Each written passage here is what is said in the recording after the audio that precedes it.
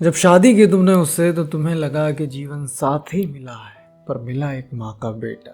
हमें दूध पी ले जाके, जो उम्र से और शरीर से भी एक पुरुष जैसा है, 25 से 30 साल का, पर है आज भी माँ का बेटा।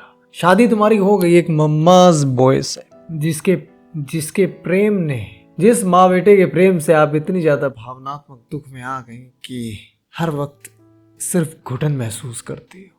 शुरुआत छोटी छोटी बातों से होती है, पर हर फैसला, चाहे वो बड़ा हो चाहे वो छोटा, माँ जी का आखिरी फैसला होता है। तुम रोती हो वो माँ के पास जाता है, तुम लड़ती हो वो माँ के पास जाता है, तुम कहती हो उसे बैठो और मेरी सुनो, तो माँ के पास भागता है। तुम्हें कहीं घर से बाहर भी जाना है कि आज तुम्हारे ऑफिस की छुट्टी है, चल गए थोड़ा बाहर चलते, वो कहते मम्मी से पूछ लेते, माँ जी की परमिशन ले लेते।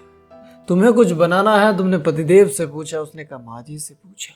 तुम में और उसकी माँ में कभी बहस भी हुई तो बिना सुने ही माँ जी एक तरफ सही हो जाती है। और ये परिस्थितियां जो तुम्हारे ससुराल में बन गई हैं कि पति आपकी मम्मास बॉय हैं, ये आपको बहुत तकलीफें देती, यही चीजें बस। अब ध्यान से समझना, मैं ना ही तो एक पुरुष की दृष्टि से आपको बता रहा हूँ, ना ही इसलिए बता रहा हूँ कि आप खुश हो जाओ, ना ही इसलिए बता रहा हूँ कि आप मुझसे जुड़ो आप या मुझसे हटो। मैं बोल रहा हूं वास्तविकता पे सच। ये माँ जी है, ये इनका बेटा है, बेटे से जुड़ी आप बहू हो गई हैं।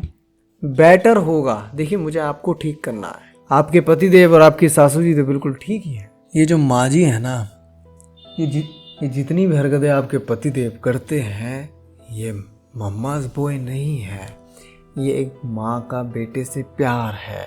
और ये प्यार तभी आता है जब बेटा घर का इकलौता हो या बेटा घर का बड़ा बेटा हो। मेरा ये कहना है, देखो पहले से आप भी इसी समाज से जुड़ी हैं। बेटे को माँ कितने लाड़ से रखती है ना।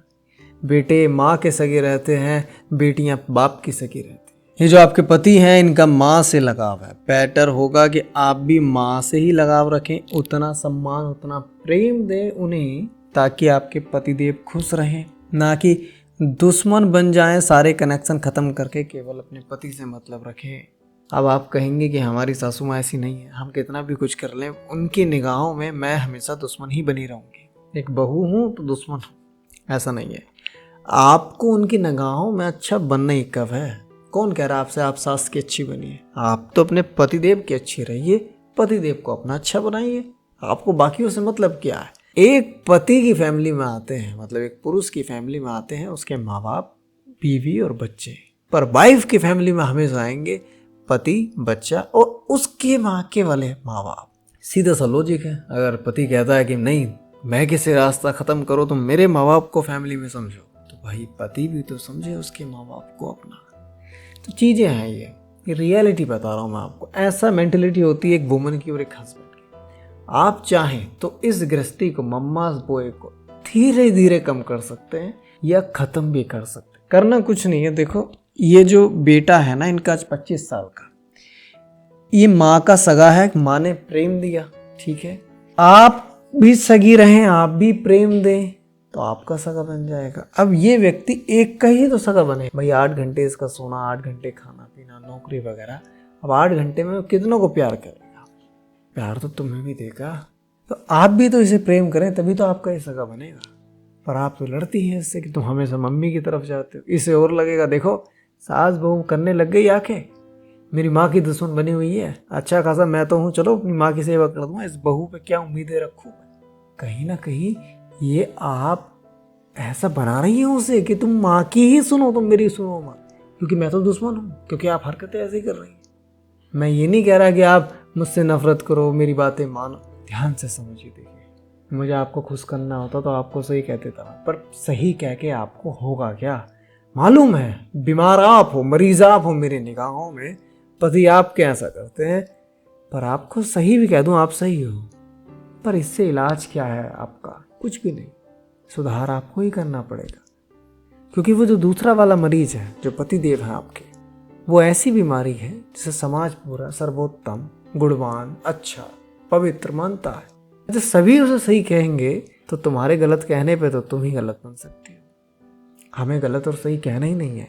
ध्यान रखो, सासू जी को अपने पतिदेव की मम्मी को जितना प्रेम तुम्हारे पति देते हैं इतना तुम भी देने लग जाओ और इतना लगाव करने लग जाओ कि बेटा आपको प्रेम करने लगे। बहुत अच्छा होता है ये बात बहुत सीधी सी है। पति का प्रेम पाने के लिए उसको प्रेम देने लग जाओ जिससे पति प्रेम करता है, पति प्रेम कर देगा। और पतियों को भी मैं समझा देता हूँ, देखो कोई दिक्कत नहीं है, ये तो अच्छी बात है कि आप अपने माता पिता की सेवा कर रहे हैं, बहुत अच्छी बात है। पर एक बात का ध्यान रखो कि पत्नी भी प्रेम की भूखी है, औरत है वो। और तुम्हारी माँ किसी और से प्रेम ले ले, किसी और को बेटा बना ले, अपने बहन के लड़के को, आपकी मौसी के लड़के को कहे तू मेरा आज से बेटा है, आपके चाचा के लड़के को कहे, किसी को भी कहे, कोई दिक्कत नहीं है, समाज कुछ नहीं कहेगा। पर पत्नी ने अगर कहीं और से प्रेम ढूंढा तो समाज बहुत कुछ कहेगा, तो तुम्हें तकलीफ भी बहुत ज़्यादा होगी। पर माँ किसी और को बेटा बनाए तुम्हें कोई तकलीफ नहीं होगी। पत्नी अगर सगी है तो सबसे प्यारी दोस्त, पत्नी अगर पराई हुई तो सबसे खूंखार दुश्मन। और ये दोस्ती से दुश्मनी का सफर पति का प्रेम ही तय करता है। उसे अकेला छोड़ा तुमने, चाहे शरीर तुमने बांध रखा घर में, मेरे साथ ही सोती है, मेरे साथ ही खाती है, पर अकेला छोड़ा तुमने उसे भावनाओं से, भावनात्मक दुख दे दे के अपने आप से दूर करा, तो वो ढूंढेगी पति प्रेम कहीं ना कहीं। मेरी सलाह है तुम्हारी एक हैप्पी मैरिज के लिए कि अपनी मम्मी के सगे रहो, नो डाउट, पर पत्नी को भी तो प्रेम दो, ताकि तो पत्नी के भी रहो ना।